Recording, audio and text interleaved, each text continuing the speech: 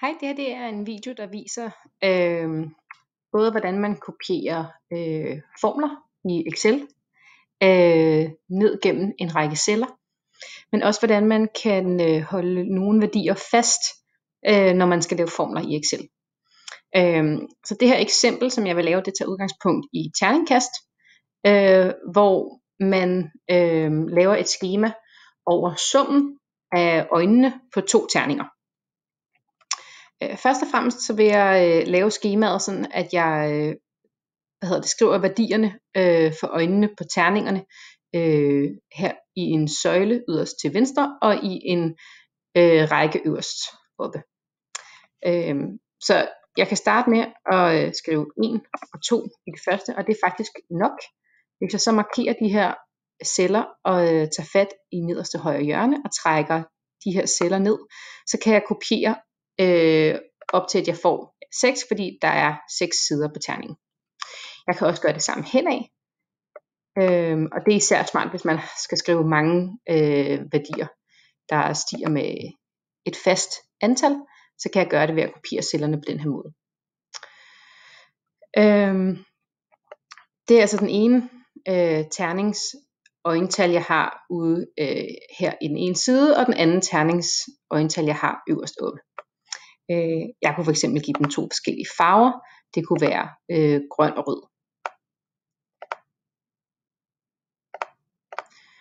Nu vil jeg gerne i det her skema hernede udfylde, hvad summen af øjnene giver for alle slag med terningerne. Så i det første felt her, der skal summen være 1 plus 1, altså den røde terningsøjne plus den grønne terningsøjne.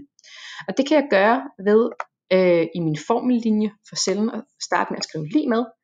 Lig med, det starter man med at skrive alle celler i Excel, hvor man gerne vil lave en eller anden beregning, hvor man gerne vil have Excel skal lave en beregning for dig. Så markerer jeg værdien for den røde terning, og så plusser jeg og trykker på værdien for den grønne terning, og så kan jeg trykke enter. Og så kan jeg se, at den skriver 2, fordi 1 plus 1 er 2. Hvis nu jeg gerne vil kopiere den her formel ned gennem skemaet, så tager jeg fat igen ude til højre. Men der er en lille detalje her, fordi hvis jeg slipper, så kan I se, at skemaet kommer faktisk ikke til at passe ned gennem søjlen. Og for at få en forklaring på, hvad det er, der sker, så kan jeg trykke op i formellinjen, fordi så viser den, hvilke nogle celler det er, den lægger sammen. Og som I kan se, så når man beder Excel om at kopiere formler ned gennem en søjle, så vil den rykke begge markeringerne et trin ned, for hver gang vi rykker cellen ned. Og det betyder altså, at i nummer 2 celle her, hvor vi gerne vil lægge 2, altså værdien af den røde terning, sammen med 1, altså værdien fra den grønne terning, så kommer den til at rykke markeringen ned, og så får vi det lagt sammen med 2 i stedet for. Og det er jo ikke det, vi vil. Så det fjerner jeg lige igen, fordi vi er nødt til lige at fortælle Excel, at den her øverste værdi, altså værdien for terning, den grønne terning, den første værdi for den grønne terning, den vil vi gerne holde fast hele vejen ned gennem søjlen.